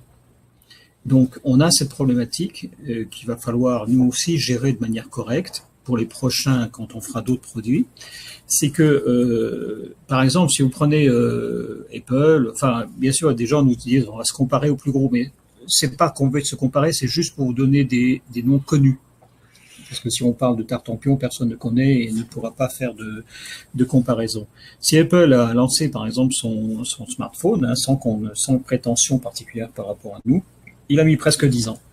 Il n'en a jamais parlé jusqu'à la sortie. Il n'avait aucun compte à rendre à qui que ce soit avant la sortie. Et surtout pas parce qu'il aurait donné la puce à l'oreille à plein de concurrents qui auraient peut-être grillé la politesse en sortie. Donc, quelque part, ils ont sorti un produit dans le secret. Là, nous trouvons devant une autre obligation, c'est qu'on vous explique et on essaie de dire, tiens, on pense qu'on va y arriver à cette date, et ainsi de suite. Logiquement, on ne devrait pas le faire. On devrait dire, OK, voilà le produit X, ce produit-là, alors peut-être qu'on va trouver une solution d'ailleurs d'être entre le secret et la communication, mais la réalité, c'est que personne aujourd'hui dans ces structures d'entreprise normales ne communique sur ces développements. C'est une antithèse. Si on communique sur ce développement, on donne automatiquement du grain à moudre à toute la concurrence possible. Surtout si on commence à être connu. Qui fait de la veille, oui, bien sûr. Voilà. Donc, par exemple, sur WeSurf, j'y reviens, quelqu'un nous a dit, mais pourquoi vous attendez pas? Désolé, mais si on attend 6 mois, quelqu'un d'autre va venir sur le marché. Si on attend, surtout qu'on vient d'être primé, ce qui veut dire que quelque part, quelqu'un se dit, putain, c'est un bon produit. Donc, je vais essayer de le faire. Donc, il faut être présent rapidement. Il ne faut pas se leurrer sur ces plans. Ok. Ouais, alors pour la communication, c'est vrai qu'on avait le choix. Enfin, je parle niveau réseau. Hein, pour la partie qui me concerne, il y avait deux options. Je l'ai déjà expliqué plusieurs fois. C'est que soit on joue la transparence et on transmet systématiquement toutes les informations qui sont données par l'entreprise, sachant que de toute façon, celle qui sera diffusée le lundi sera plus valable ou modifiée le vendredi qui suit. Ouais. Voilà, donc c'est une façon aussi de communiquer, pour rassurer les gens, parce qu'évidemment chacun a envie d'avoir des informations. Soit on fait comme toutes les entreprises. Vous regardez par exemple, vous investissez sur un fonds de placement, vous avez un PDF tous les ans synthétique qui vous donne des informations sur le fonds, très succinctes, mais à aucun cas on vous communique au fur et à mesure les évolutions de ce fonds. Donc c'est un choix aussi. Il y a deux options. L'idée c'est on apprend beaucoup de tout ça de toute façon, et l'idée c'est de trouver un juste milieu, de mettre le curseur au bon endroit pour pas trop divulguer d'informations, pour justement éviter de donner du grain à moudre à la concurrence qui de toute façon fait de la veille. Ne rien donner du tout ou pas grand chose. Donc c'est un exercice plutôt délicat. Bon, petit à petit, je pense qu'on y arrive, mais c'est pas simple. C'est-à-dire que si on donne trop d'infos, on a ce genre de remarques. Si on n'en donne pas assez, on a des gens qui sont pas contents parce qu'ils n'ont pas d'informations et ils sont en aveugle dans leur coin. Donc c'est extrêmement compliqué. Mais bon, voilà. Je pense que c'est par contre quelque chose qui va évoluer d'une certaine manière, d'une part avec la commercialisation de ces produits que l'on a développés aujourd'hui, et d'autre part peut-être à travers un système de non-divulgation, mais avec des témoins fiables qui peuvent dire ok, je l'ai vu, c'est bon, ça avance. C'est une solution. Voilà, sans pour autant dire ce que c'est. Bon, là, il y a un commentaire, une question, et je pense qu'il y a des amalgames qui sont faits, d'où cette incompréhension. Donc, il y a un mois, vous annonciez Simplicity déclinant 3 produits. Non, c'est absolument pas ça. Simplicity, et puis d'ailleurs, là, ça fait suite à la question en dessous, pourquoi vous commercialisez un produit qui n'a rien à voir avec Citibank? Mais Simplicity, c'est un produit d'appel. Oui, absolument. Voilà. Donc, Il était très important de lancer ce produit-là. Il y avait aussi des études de prix et de marché qui étaient importantes qu'on a eues entre-temps. Donc, en fait, ça revient à la même chose. C'est-à-dire que si on ne parle pas de ce qu'on va sortir, on va sortir au moment où on le sort, par rapport à nos études de marché, ce qui correspond au mieux. Donc, effectivement, aujourd'hui, ce qui correspond au mieux, c'est Simplicity. Dans la foulée, il va sortir une gamme, la suite, c'est-à-dire le Citiband Fashion City, puis Sport City, puis etc. Un exemple, puisque ça, je peux le dévoiler, un de nos clients importants nous a demandé qu'on intègre le paiement sans contact dans l'ensemble de notre gamme, et ça va commencer par Simplicity, je pense au mois de mars. Mais je pense au mois de mars si on a eu le temps de le lancer, mais c'est une demande très forte et le client est très gros. Donc, on est toujours, si vous voulez, entre 20 000 demandes et 20 000 options potentielles, et il faut qu'on choisisse les bonnes. En même temps, si on communique sans arrêt, on aura toujours, très honnêtement, des gens qui vont dire « Ah, mais vous avez dit ça, et vous faites autrement. » Oui, mais entre-temps, et tous les jours, le marché change. Ouais. En réussir un serait bien avant de parler d'une gamme complète, mais... Elle vient. Elle est là, de toute façon, elle est développée déjà. Elle va se développer de plus en plus. Peut-être que si tout va bien, dans un an, on aura 100 produits uniquement sur cette gamme-là. Et c'est bien l'objectif. Alors peut-être pas 100, c'est une manière de le dire, mais notre objectif, c'est qu'on s'implante sur le marché et on sort des gammes. Des gammes en couleur, des gammes en cuir, des gammes en fonctionnalité, des gammes en positionnement en prix, c'est-à-dire on peut avoir du très bas de gamme, du produit d'appel, comme on peut avoir du très haut de gamme. D'ailleurs, voilà. Il y a des distributeurs de renommée qui intègrent dans leur gamme. Voilà, donc il y en a un ou deux en particulier qui vont arriver avec un produit vraiment de très haut de gamme. Alors là je vois, enfin je vais revenir sur quelque chose parce que c'est pas traité. Je vois souvent dans les commentaires des gens qui montrent le bracelet H1 en Chine à $29 en disant que les membres se sont fait avoir parce qu'ils ont acheté un bracelet 118 €. Mais ça n'a strictement rien à voir. D'ailleurs, c'est pas ce produit-là qui va chez eux. Voilà. Donc, le produit que les membres vont recevoir n'est pas Simplicity. C'est Fashion City si c'est le bracelet cuir ou Sport City si c'est le bracelet silicone. Donc, il n'y a pas d'amalgame à faire entre les deux. Et nous avons fait un choix stratégique là-dedans pour effectivement se placer au meilleur prix. Voilà, sachant que c'est notre produit. Ok, quand pensez-vous que l'ensemble des produits apporteront tous des royalties? Je suis présent sur les 8 dernières campagnes. Alors, moi, je vous donnerai mon sentiment sur la chronologie en termes de royalties. On commence aujourd'hui sur Simplicity, donc il va générer des royalties croissantes, évidemment, enfin on l'espère. La gamme Citiband suit évidemment, donc on va dire que sur la partie Citiband globale, la première zone qui va commencer d'ailleurs ça revient à ce que j'ai dit tout à l'heure, la première zone c'est l'Europe du Sud parce que la France en fait partie et qu'on est dedans. La seconde zone qui va être attaquée c'est effectivement Europe du Nord et ou États-Unis, je sais pas laquelle va démarrer en termes de commission, enfin de royalty plus vite.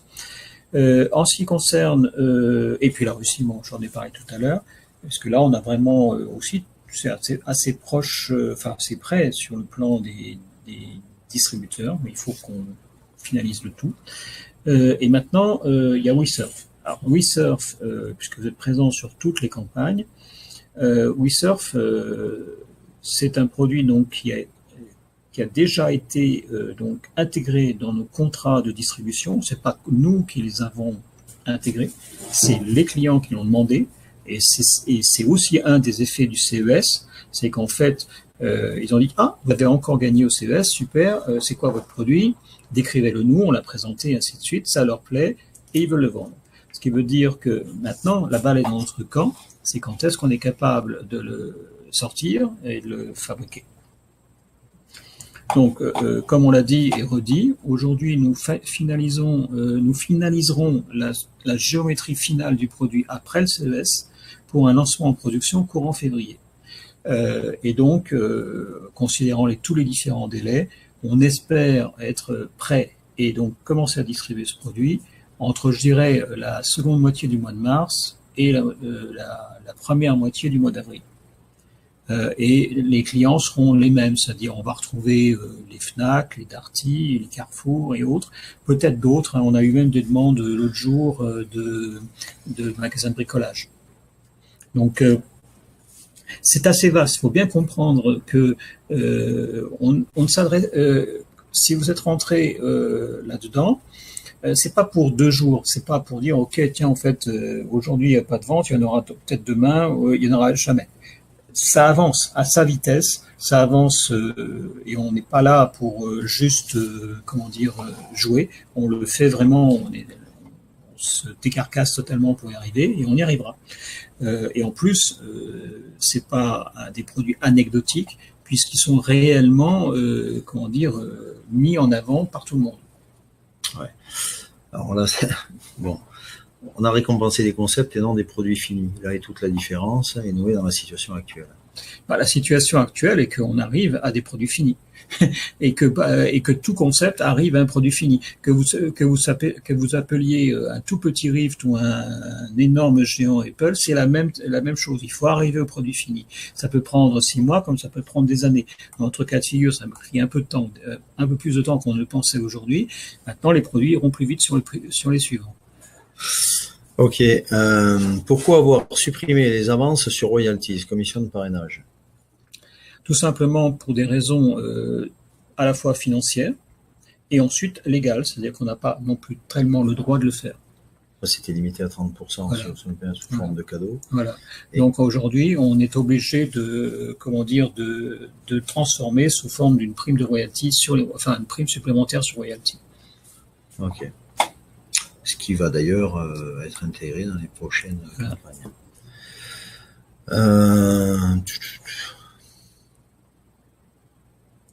Oui, alors oui, on en revient toujours au développement de plusieurs produits. Effectivement, la période de fin d'année représente 20 à 30% du chiffre d'affaires. Il était préférable de remplacer un produit. J'ai vu une question en disant vous plaisantez, il y a des centrales d'achat de Fnac partout. Ça n'a rien à voir. Les centrales d'achat qui ventilent sur tout le territoire, c'est pas le problème. C'est la Fnac qui décide, elle, comment elle va étendre son produit, un produit sur tout le territoire. Donc elle peut très bien commencer à le tester sur 3 ou 4 magasins pilotes avant de le distribuer dans ces autres magasins. Et on a la même technique chez Orange, chez Boulanger et partout. Et lorsqu'il y a un produit nouveau qui arrive sur le marché, qui n'est pas connu, ils testent d'abord ça sur plusieurs magasins, mais pas sur tous les magasins. Et donc nous, on a aussi prévu derrière une montée en charge. Ok, donc oui, l'idée qui est proposée là, c'était compte tenu qu'en fin d'année, la période de fin d'année représente 20 à 30% du chiffre d'affaires et il aurait été préférable de ralentir les produits pour se positionner sur Cityvent avant les fêtes. Très complexe. Ce que vous dites là, on est tous dans le même cadre. On a plutôt accéléré tout ce qu'on pouvait pour Simplicity et Cityband, mais malgré tout, il y aurait été on n'a pas eu assez de temps pour le faire. Ok. Si aucune vente en marketplace, comment peut-on s'attendre à des ventes en masse de la même enseigne en propre? Parce que ça n'a absolument pas de relation directe. Pour ceux qui veulent revendre Simplicity par réunion, l'offre de décembre est très intéressante. Peut-on espérer recevoir le bracelet encore ce mois? Oui, en l'inverse, sera-t-il difficile de le promouvoir sans pouvoir le montrer? En fait, pour ceux qui souhaitent le distribuer, l'outil est mis en place depuis tout à l'heure. Donc, il suffit de poser votre candidature et vous recevez votre bracelet sous 48 ou 72 heures. Donc, c'est tout à fait faisable. Okay. Et l'offre va jusqu'à non pas jusqu'à la fin de l'année, parce qu'on a eu déjà des retours de membres qui veulent le vendre, qui nous ont dit que effectivement Noël c'était un peu court pour faire une offre, donc on l'a étendu jusqu'à la Saint-Valentin. Ok, comment se fait-il que sur les sites de e-commerce, les produits ne sont disponibles qu'en France pour la livraison? Ça, je ne sais pas, c'est peut-être un bug. Ou parce que c'est Discount le fait ou d'autres de cette manière-là. On va vérifier. Normalement, c'est des livrables partout. Bonne question, puisque voilà. Ouais. Ah oui, où en est la vraie Citibank? Pourquoi une montre chinoise alors que le développement était censé être en France? Alors effectivement, c'est intéressant de parler du développement, enfin de la production en Chine maintenant. Bah, en fait, on revient à le même site. Donc le Citibank, je pense qu'on va commencer à présenter les produits là dans quelques, on va dire dans 8 jours, 8 à 10 jours. Mais la chose est la suivante. Pour vous donner un exemple, on a cherché, on a regardé à peu près tout ce qui pouvait se faire et fabriquer et ainsi de suite un peu partout. Et on s'aperçoit d'un point fondamental. Le coût de production, la main-d'œuvre en Chine, sur un produit type Citibank ou Simplicity est de l'ordre de 1 euro, 1,50 €. Le même travail en France pour le même type de produit coûte 15 €. Donc on a un facteur 10. Si on veut être, et là-dessus il faut aussi regarder, si vous voulez, les coefficients de marge. C'est-à-dire que nous, lorsqu'on se positionne sur un prix, il ne faut pas oublier que le prix de vente que vous trouvez en boutique doit tenir compte d'une chaîne de marge. Cette chaîne de marge est quelque chose qu'on doit appréhender et bien connaître avant d'attaquer un marché. C'est-à-dire qu'aujourd'hui, par exemple, si on vend, on va oublier Citibank 2 secondes, vous prenez un produit électronique, quel qu'il soit, qui est vendu 100 € à la Fnac ou boulanger ou n'importe quoi, ça veut dire 83 € hors taxe.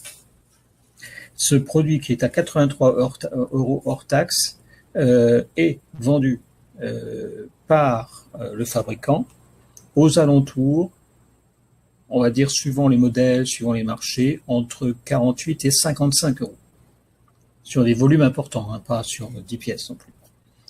Donc le coef global TTC, c'est pratiquement 2 entre le distributeur et l'acheteur. Le distributeur, c'est pas encore le fabricant, là on parle de la Fnac par exemple. Là-dessus, le fabricant lui-même doit faire un coefficient suffisant pour vivre. Donc la moyenne, si vous voulez, de marge qu'il y a sur un produit de type électronique, on va dire qu'il se situe, suivant les gammes, suivant les marchés, entre 3,8 et 4,5 fois le prix de revient. Et ça, c'est tout produit confondu, sauf quelques gadgets qu'on trouve au fin fond d'un tiroir. Chaque coefficient de marge dépend des marchés. C'est-à-dire que si vous êtes sur des produits cuir, le coef est de 5 fois le prix de revient. Enfin, le prix de... oui. Si vous êtes sur les cosmétiques, c'est 6 à 8 fois, etc., etc. Donc, chaque marché a ses contraintes. Et on ne peut pas imposer nos prix, à part si on s'appelle un très très grand, et encore, on doit se caler là-dedans. Donc, en fait, l'intégralité de ce qu'on a fait dépend de ces contraintes. Et donc, forcément, aujourd'hui, on maîtrise assez bien nos prix de revient Simplicity, nos prix de revient Citibank, nos prix de revient dans ces différents domaines, ce qui nous permet d'annoncer des prix qui sont cohérents avec le marché. Voilà. Ok. Alors là, on a des ambiguïtés levées par rapport à la SEC et attention, donc, oui, il y a une autre, la SEC, ouais. Un immatricule de sociétés qui ont un CA. Non, ça n'a rien à voir. Là, on parle pas de sociétés qui ont un CA, on parle de crowdfunding. Et effectivement, renseignez-vous mieux, les plateformes donc de financement participatif américaines peuvent faire ce qu'on appelle de la levée de fonds en actions, sous réserve d'être immatriculées par la SEC. C'est tout. Donc, elles n'ont pas besoin d'avoir du CA, au contraire, elles n'en feront jamais, enfin, elles font juste leur CA de commissionnement, mais c'est tout. Ok. Ok, donc on passe à la SEC. M6 étant venu filmer dans vos locaux, avez-vous une date de diffusion? Non, pas pour l'instant. Mais en fait, comment? Il y en a une autre qui vient. Alors oui, là c'est Capital qui vient. Mais en gros, si vous voulez,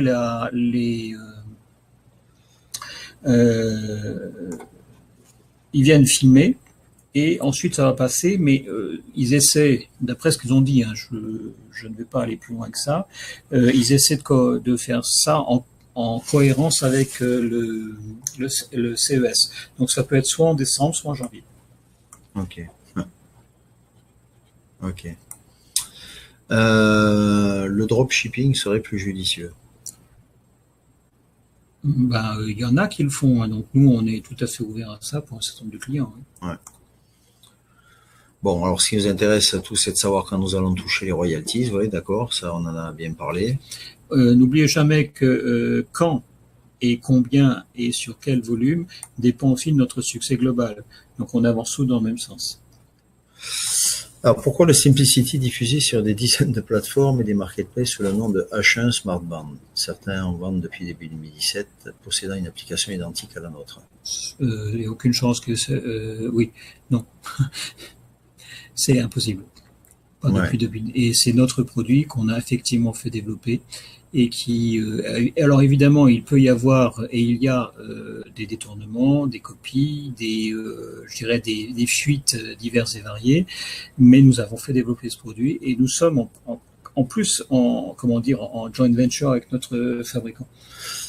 Oui, puis il y a un retour, tout ce que vous disiez cet après-midi sur les distributeurs qui trouvent le produit bien placé. Ah oui, absolument. Sur le plan prix. Absolument.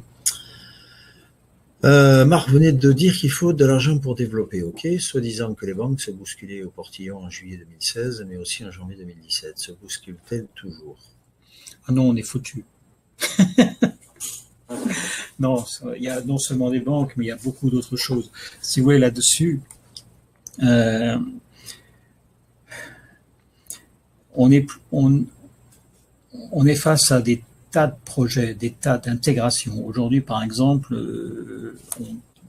Marc l'a vu, donc je l'ai montré, on vient de répondre à un consortium, enfin, le terme exact, c'est que nous avons été sollicités par l'État français pour un consortium particulier. Donc on a fait, pareil, ça prend énormément de temps, on a fait à peu près les dossiers. Dans le consortium, nous sommes leaders et on a des partenaires qui sont, au moins deux d'entre eux dépassent le milliard de chiffre d'affaires. Et nous sommes partenaires avec eux. Il faut bien comprendre que nous n'évoluons pas forcément sur juste un produit, si vous voulez. Et c'est aussi ce que je vais essayer de vous faire comprendre. Le concept lui-même, le crowdfunding associé au développement technique et à la vente, c'est pas juste en disant si on n'arrive pas à faire Citibank ou si on n'arrive pas à vendre SeaWeSurf, qu'est-ce qui va se passer, mon Dieu. En fait, ce concept en lui-même qui est de l'incubateur intégré et intégral, existe, mais aucun n'est arrivé à ce stade d'intégration. Et forcément, on l'a présenté à pas mal de colloques, entre autres. Hein, on ne travaille pas que là-dessus. Moi, je passe du temps dans des tas de choses pour essayer d'avancer dans tous les domaines. Et on a retenu l'attention d'un certain nombre de gros partenaires potentiels et qui nous font confiance. Donc en fait, si nous arrivons à finaliser certaines de ces opérations, ce que fait aujourd'hui Rift à l'échelle de 3 projets va le faire demain en collaboration avec des sociétés énormes, dont certains connaissent les noms, et qui vont propulser le concept Rift globalement en Europe et aux États-Unis. Et donc on travaille là-dessus et en plus, on a été sollicité pour ça. Donc le premier consortium, on attend la validation de l'État français. Il y a toutes les chances qu'on enfin on espère l'avoir, ce qui, rien que là, est un enjeu d'à peu près 6 millions d'euros. Il y en aura d'autres derrière. Donc, ne croyez pas, si vous voulez, que tout est facile, mais en même temps que ce que nous faisons est sans intérêt, ou c'est un jeu ou n'importe quoi. On est vraiment dans des choses sur lesquelles il y a des décideurs, des banques, d'autres entreprises de grande taille regardent de près, non pas sur le produit lui-même, mais aussi sur la structure, le concept et ainsi de suite. Ok, bon là, de toute façon, là on a 1000 questions qui sont toujours référentes au même point qui viennent d'être développées, donc on va essayer d'avancer un petit peu, parce qu'on va pas pouvoir répondre à tout, il est déjà 21h.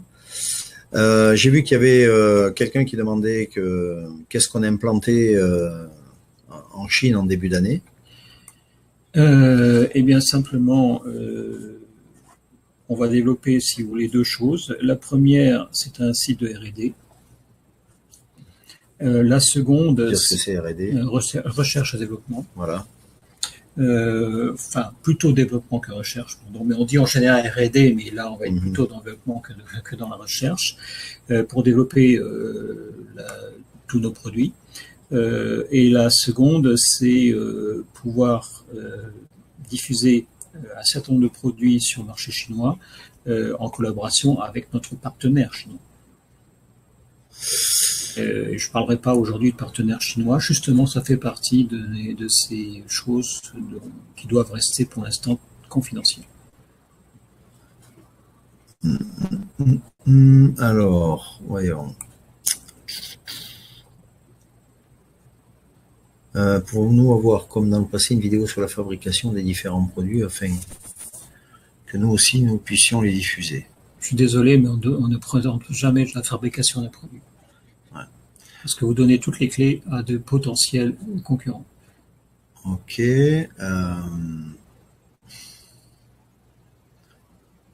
Bon, après, il y a des questions. Bon, ça sert à rien de toute façon de développer ça.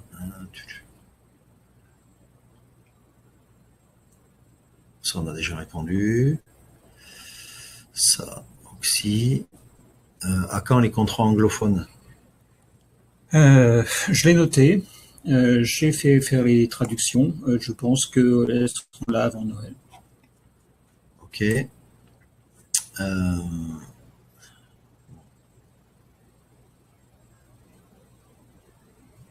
Rapidité WeSurf. Qu'est-ce que ça veut dire? Quoi? Rapidité. Hors terrain. Je sais pas.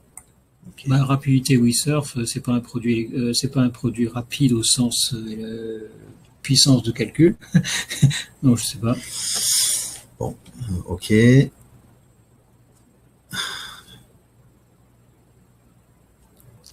Les surfaces à induction sont déjà sur le marché. Votre WeSurf n'a pas grand-chose de nouveau à proposer, mis à part un petit ventilateur portable. Ah, c'est gentil, ça, merci.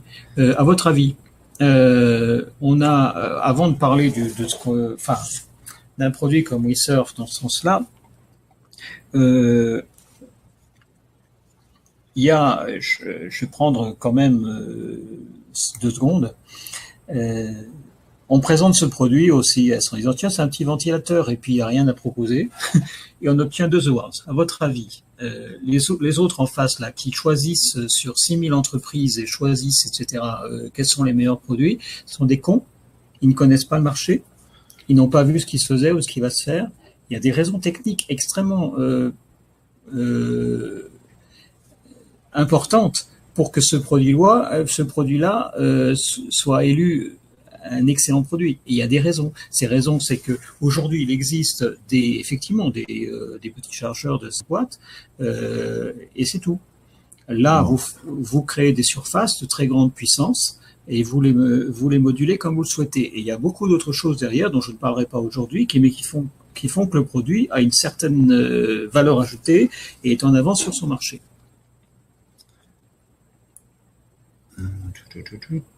Et d'ailleurs, vous le verrez à la télé plusieurs fois. Donc, faut pas non plus. Si vous considérez que les produits que nous développons n'ont pas d'intérêt, merci d'aller voir ailleurs. Ouais. Alors après, le problème, c'est les amalgames et les confusions. Oui. C'est toujours compliqué parce qu'on peut tout dire et faire dire tout ce qu'on veut. Alors après, j'entends bien la problématique du réseau que je suis de près sur les annonces faites qui ne sont pas suivies des faits. Mais bon, ça revient à ce que je disais tout à l'heure sur la transparence de l'information. Donc effectivement, on se rend compte qu'il vaut mieux donner de l'information à bon escient et beaucoup moins fréquemment que ça ne l'est aujourd'hui. Alors, je vois là par exemple, c'est ce qui fait référence à début 2017, vous faisiez état de 500 contacts qualifiés, mais c'est vrai. C'est tout à fait vrai, oui. Et comment vous faire confiance? Ça, on en revient à ce qu'on disait tout à l'heure. Il y a d'abord les contacts qualifiés, peut-être parler du travail de David aussi. Dire quel est son, enfin,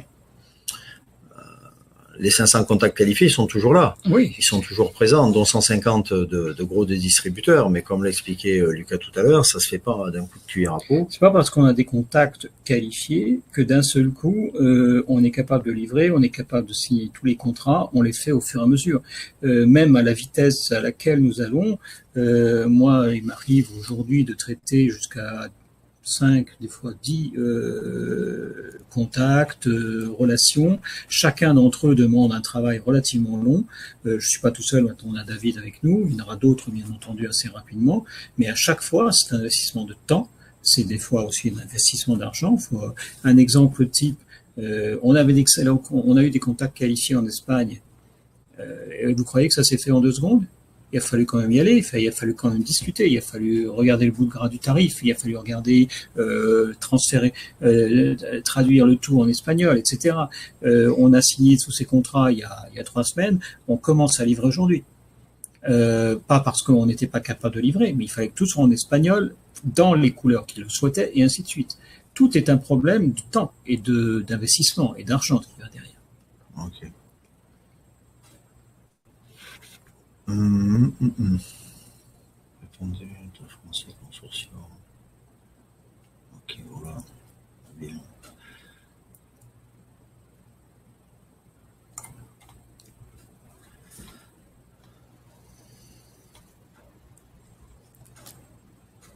Bon, c'est toujours la même question sur les réceptions de bracelets.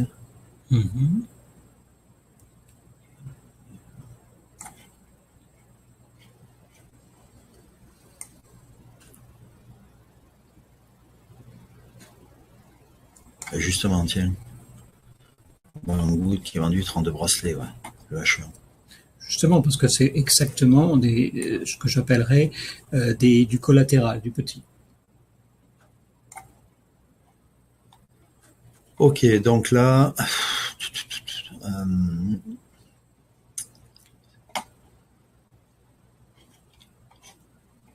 tiens, 75 € de dépenses, votre voyage et votre retour est entièrement financé par la CCI de Nice. C'est intéressant. Je voudrais répondre à cette question. Notre voyage, d'abord, n'est pas financé. Ce qui est financé, c'est notre stand. Il nous a fallu financer les études, les protos, les salaires des différentes personnes qui sont intervenues, les vidéos qu'on fait faire à l'extérieur, les billets d'avion, même si on a réduit fortement puisque on n'est que 3 personnes qui y allons, les chambres d'hôtel, le séjour sur place, enfin, tellement de choses, on peut faire un listing extrêmement précis, et on l'a fait en budget pour être certain qu'on était capable de l'assumer, mais c'est aux alentours, effectivement, de 75 000 €, avec des montants qui changent tous les jours. Marc était là, et il voit arriver un ingénieur qui lui dit « Ah, j'ai besoin de ça en plus ». C'est 600 $. Ah, j'ai besoin de ça en plus, c'est tant, et ainsi de suite. Donc, effectivement, ça va extrêmement vite. Ne croyez pas que tout est gratuit. Ok, alors je vais maintenant prendre les questions qui m'ont été que j'avais collationnées sur le site par les membres du groupe qui avaient des questions précises à poser.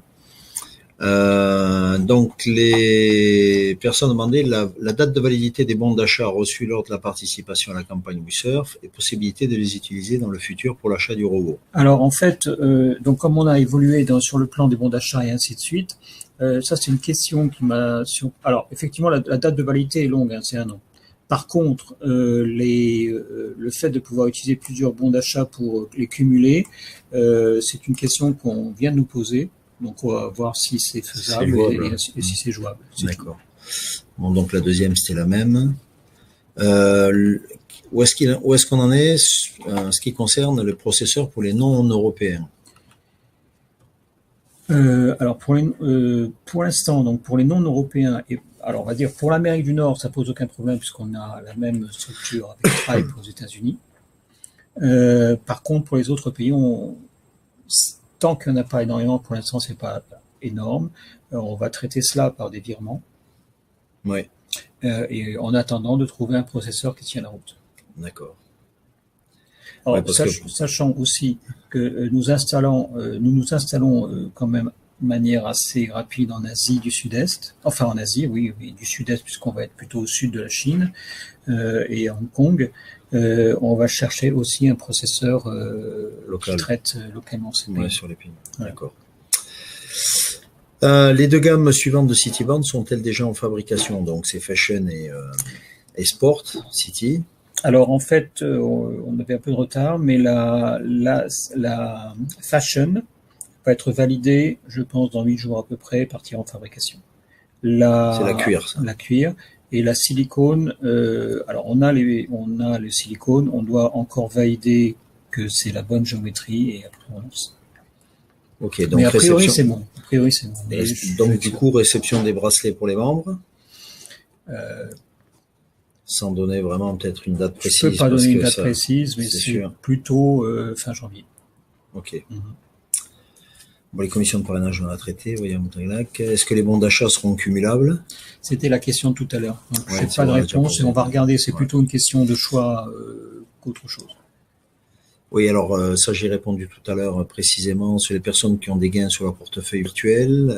Pourront-elles encaisser ces montants ce mois-ci? Donc, c'est ce qu'on a traité tout à l'heure. C'est ce qu'on a traité tout à l'heure. On a vu avec les informaticiens cet après-midi. Donc, la réponse, c'est oui. Pourquoi avoir lancé la gamme Simplicity avant Cityband et les plus hautes gammes? Question de stratégie, c'est évident. On l'a vu. Est-ce que nous recevons les bracelets pour Noël? On vient de répondre. Ce sera non.